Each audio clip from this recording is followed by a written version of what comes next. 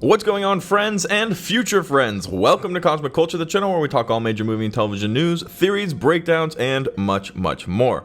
I, of course, am your host, Chris, and Morbius released officially today. So if you've seen the movie, let me know right now immediately, how did you feel about it down in the comment section? Obviously, there's a ton of backlash for this film being disoriented, not necessarily well scripted, and even some of the acting was relatively subpar based off of the majority of reviews we're seeing from professional critics and from fans, but I'm curious what you guys thought about the film.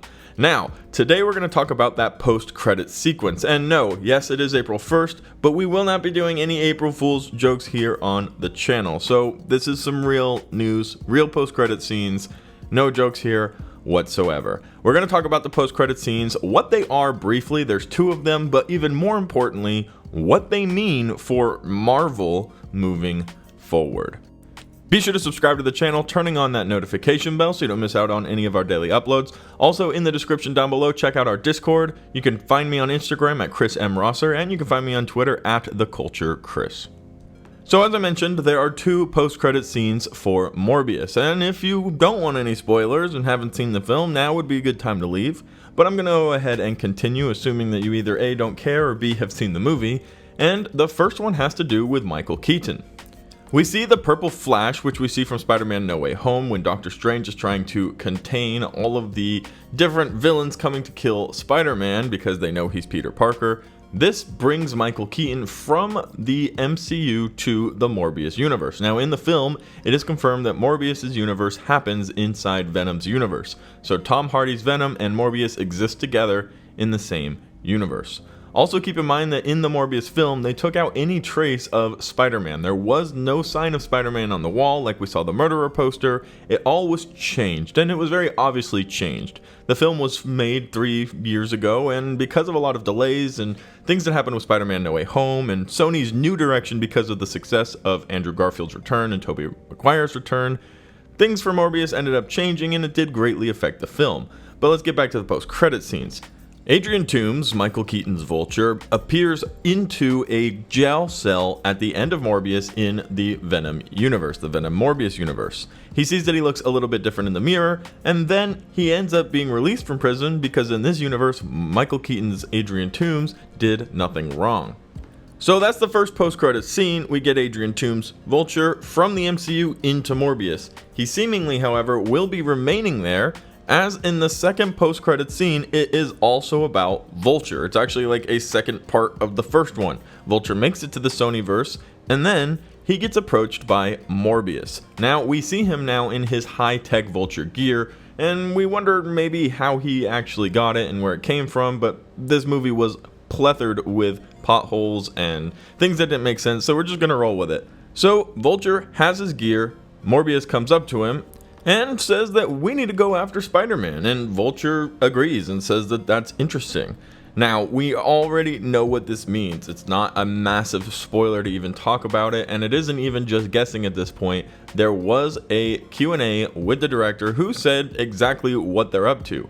When they were asked about the Sinister Six, they responded saying, well, Morbius is obviously recruiting, and he's already got one in Vulture. So we know that they're preparing the Sinister Six.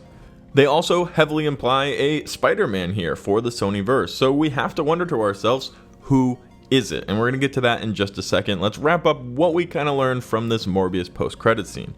What we've learned is that the movie changed a lot. We know that there was going to be teasing of a Spider-Man, maybe even a Spider-Man appearance, whether it was a new Spider-Man or Tom Holland Spider-Man, in the Morbius movie. Then they took all of that out and pushed it towards the post-credit scene where they reference a Spider-Man, and we are now getting ready for a Sinister Six film. So what exactly does that mean? Why the changes? Well, after No Way Home had its huge success, and Sony saw that people liked the other Spider-Man, Andrew Garfield's Spider-Man went on for years and years getting hated on, and now everybody is super excited for the possibility of an Amazing Spider-Man 3 film. So what? Well, they don't need Tom Holland anymore. They wanted Tom Holland originally to make it over to the Sonyverse, to fight in this Sinister Six movie even, to fight Venom, to do whatever it is that Sony wanted, so that they could still have some type of hierarchy over Spider-Man, because it is their character, who seemingly has only had success recently in the MCU.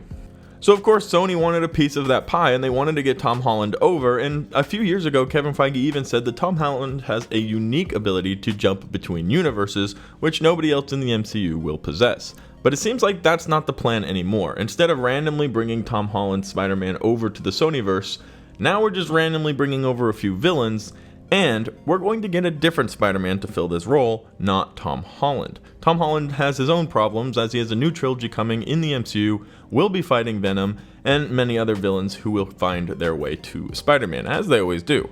So who's going to be Spider-Man in the Sony universe, where Venom exists, where Morbius exists, and now where Adrian Toome from the MCU's Vulture exists?